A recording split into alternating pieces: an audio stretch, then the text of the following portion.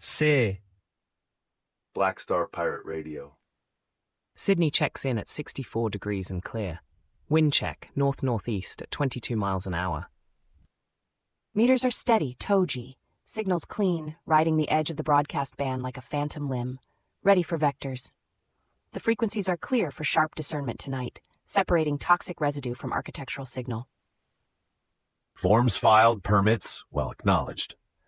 The global civic architecture is showing significant fractures, demanding our discernment to separate toxic residue from architectural signal. The blueprints are changing, and we need to understand the structural implications. First up, a new collective statement from over 100 former British and French diplomats, urging their governments to take action over Israel's erasure of Palestine. Concrete facts here. More than 100 senior figures, including former ambassadors and high commissioners, have penned a letter to French President Macron and UK Shadow Foreign Secretary David Lammy. Not Burnham, Togee, an important distinction for the UK context. They explicitly accuse Israel of ethnic cleansing and call for robust measures, including a trade ban. This is a direct challenge to the established diplomatic narrative, asserting a counter-narrative of structural injustice. Static lifts for half a breath. The vinyl crackles under the needle. The line is live. The impact is profound, Lex. This affects the Palestinian people, experiencing direct consequences of displacement and loss of provenance. It also affects the credibility of international bodies and the moral standing of France and the UK. Their inaction is seen as tacit consent. A viable alternative here isn't just condemnation.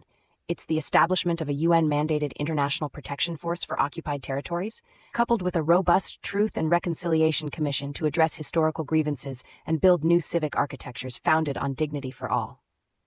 For a next move, we amplify this letter. We demand local and national representatives echo these calls, pushing for an immediate, independent, international investigation into the claims of ethnic cleansing.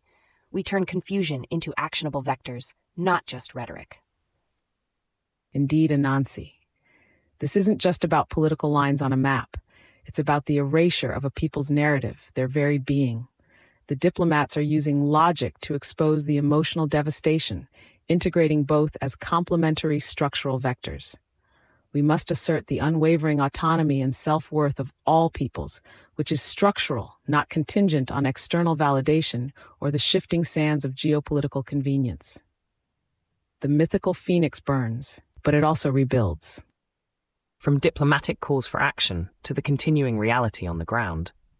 Despite a ceasefire that's been in place since October 2025, Israeli strikes still kill in Gaza and the West Bank. The facts are grim, Togee.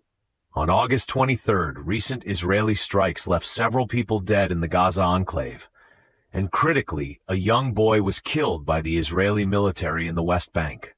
A ceasefire, by definition, is meant to cease fire. The continued violence speaks to a profound fracture in the agreed-upon architecture of peace. This directly affects every civilian living in these territories, their sense of safety, and their fundamental right to life. It erodes any trust in international agreements and the very concept of a ceasefire. The signal is clear. The ceasefire is not holding. A viable alternative demands more than just paper agreements. It requires a robust, internationally monitored demilitarization of the region, paired with immediate, unconditional humanitarian aid and reconstruction efforts. The next move must be swift and decisive. Demand the UN Security Council deploy an immediate, independent ceasefire monitoring mission with explicit powers to investigate and report all violations. We need provenance for every act of violence, not just statistics.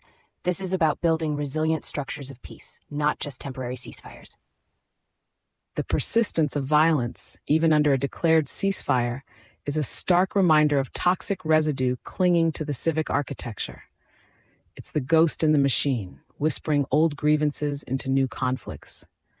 We see the logic of agreements, but the emotion of fear and trauma continues to dictate the vectors of action.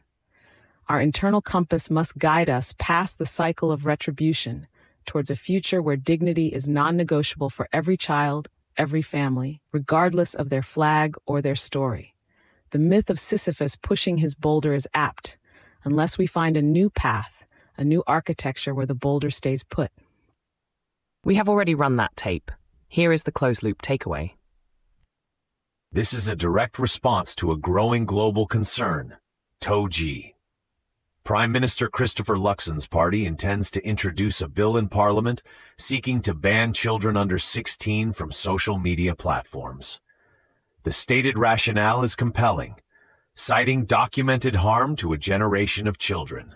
This affects the digital autonomy of young people, the parental oversight framework, and the business models of tech giants. It's a structural attempt to protect the inner architecture of developing minds from external, often toxic digital environments.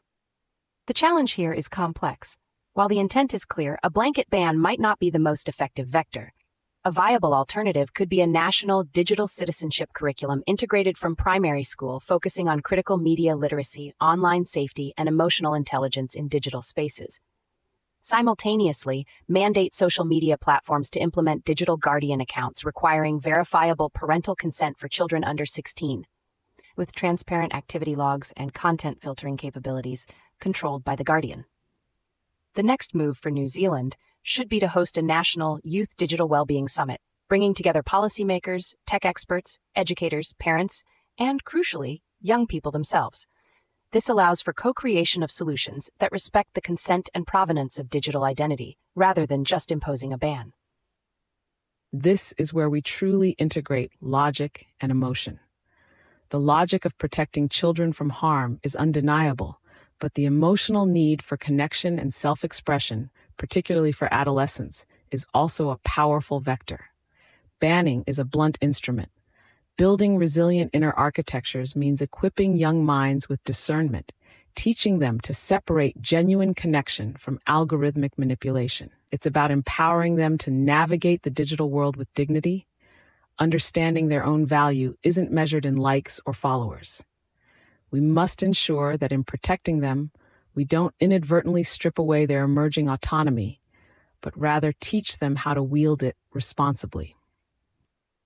Powerful insights, Kaylin, Anansi, Lex. Tonight we've navigated complex global and domestic architectures, always returning to the internal compass. Our self-worth is structural, not contingent. Our architectures, inner and civic, must favor consent, provenance, and dignity. Signal clear, Togee. The vectors are charted. Keep building, architects. The forms are always in flux, but the principles remain. Over and out. Until next time, remember, the story you build within you, that is your truest sovereignty. Patching in a caller, the contrarian. You're on the signal. Thanks for taking the call. Are we keeping people at the center of all this change? Copy that. Bringing it back to the main thread. The weave depends on us remembering the human thread. And it means setting guardrails so progress serves people first.